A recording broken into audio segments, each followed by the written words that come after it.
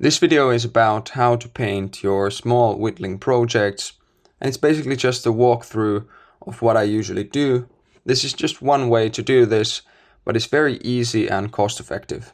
This is what I'm gonna paint today, and if you wanna make this cat, I'm gonna put the video right here. So if you want, you can check it out and then come back to this video. Here's everything I'm gonna use in this video. So the colors are just white, black, and the primary colors, except that I have two different blues, so that then I'm better able to mix all the colors I need. And these are the colors I've used for everything, even bigger projects like this parrot. Acrylic paint is really thick, so that's why I water it down a lot. With lighter colors, you're gonna have to use a little bit more paint. And also, with this method, where I water down the paint a lot, you can't really cover any dark spots with a lighter paint. So that's why I always start with the lightest color, and in this case it's gonna be white. I'm not gonna mix it with anything except some water. I usually don't go for like the purest white possible, but instead something like this, where it's just a little bit lighter than the actual color of the wood. The parts that I want to make white are gonna be the underside of the jaw, the front of the neck, and the paws. That's done. You can just barely see a little bit of a lighter color on the parts that I painted. And now I'm gonna mix the main color, which is gonna be orange. I always take just a little bit of the darker color and blend it with the lighter color. Because if I just mix both of these together right away, it's probably not gonna be the color I imagined it would be. So just bit by bit, gonna mix it into the yellow.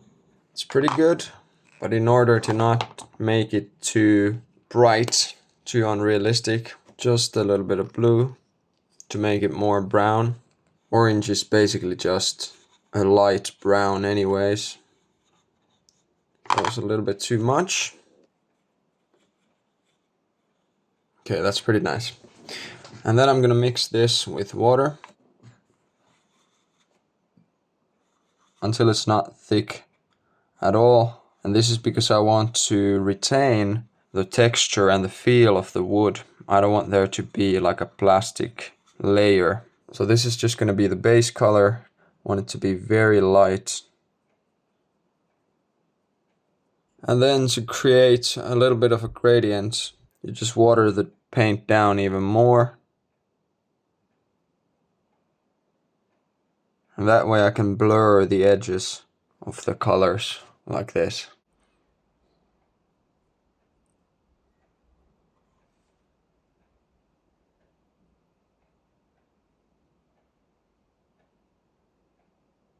Now it's time to add some detail. So for that I'm just gonna use a little bit thicker paint. In this case I want it to be a bit more red than the base color. And then I'm gonna make some details. These are just gonna be small spots and stripes, but it's gonna make a big difference. One thing to note that you gotta let the base color dry a little bit before moving on to the details, because if it's all wet, the color is gonna blend.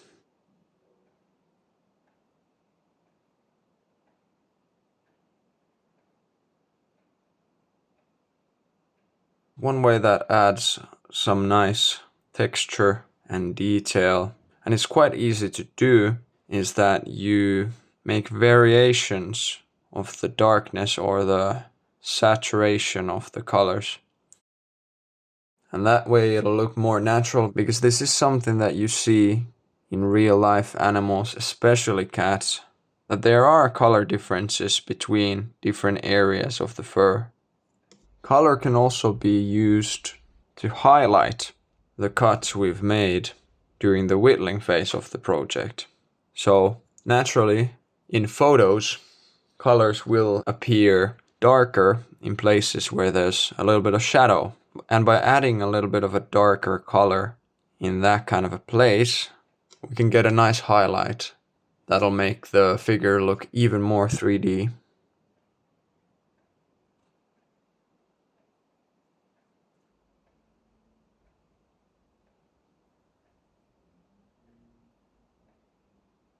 I'm still adding a little bit of a darker shade to some of the finer details to get some additional depth.